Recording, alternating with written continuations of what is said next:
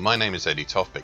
I'm Head of Technical Analysis and Senior Markets Analyst at ADM Investor Services International Limited, and here is your daily technical analysis of foreign exchange markets.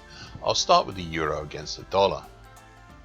A second bearish black crow, but also an indecisive spinning top on Friday.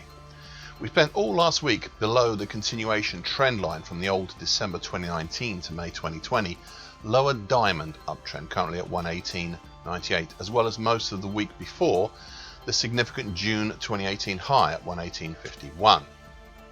I suspect this resistance may not be as significant as it once was. It seems we are now sliding along lower, just above the middle time, currently 117.17 of the January to May bearish Andrews pitchfork.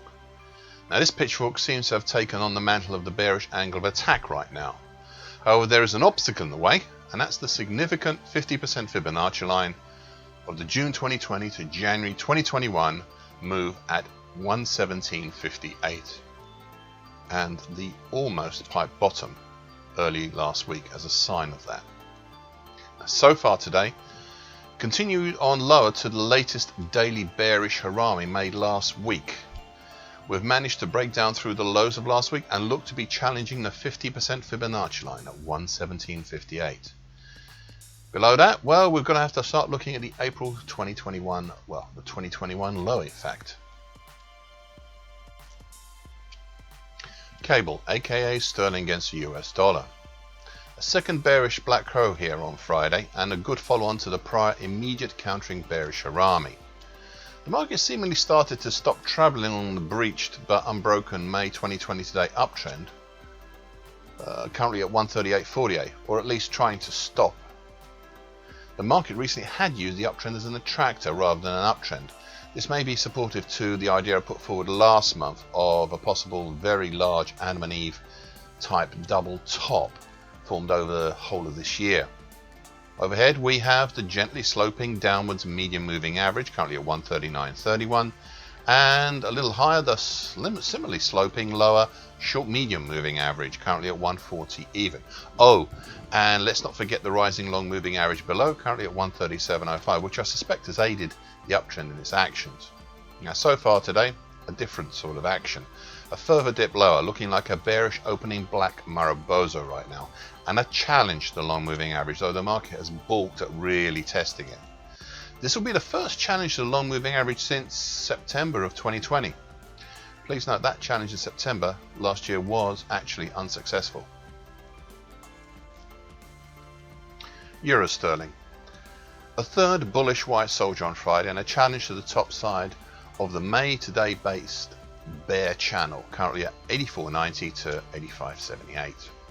Now, the top side is still nevertheless also still capped by the descending medium moving average, currently at 86.01, and its partner since mid-June, the short medium moving average, currently 85.91, though the two seem to be separating a bit now. This could be a reaction to the market recently getting closer to the support at 84.69. This support halted the decline back in April. Now, one final quick point. I have drawn a fresh downtrend from early June, currently at 86.11. This adds further resistance to the top side, but could also, if handled properly, morph this bear channel we're in into a possible expanding wedge pattern. An interesting thought to which to dwell upon. So far today, a breach of the upper bear channel line and the short medium moving average, but it has been capped by the medium moving average, and prices have retreated somewhat back down towards the upper bear channel line. US dollar against the Indian rupee.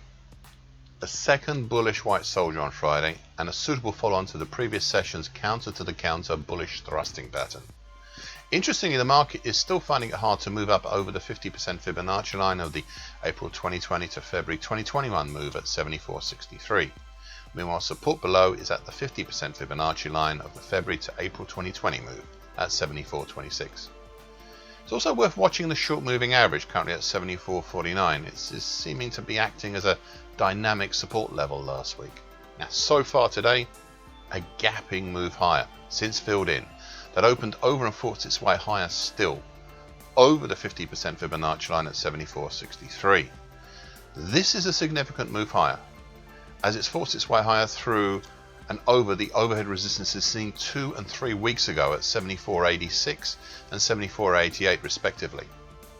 Now we have a Fibonacci line at 74.91, a lesser one, but the next resistance of note is the April 2020 to date downtrend, currently at 75.21. US dollar against the Brazilian real.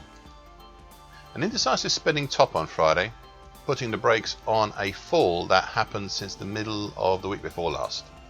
Superficially, there seems nothing super significant about the levels upon which the market halted, apart from some lesser fibs at 510.87 and 505.73 and the rising short moving average, currently 507.96.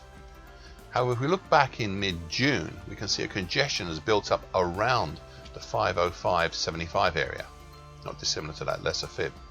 And this, I suspect, may be the cause of last Thursday's pullback and Friday's indecision.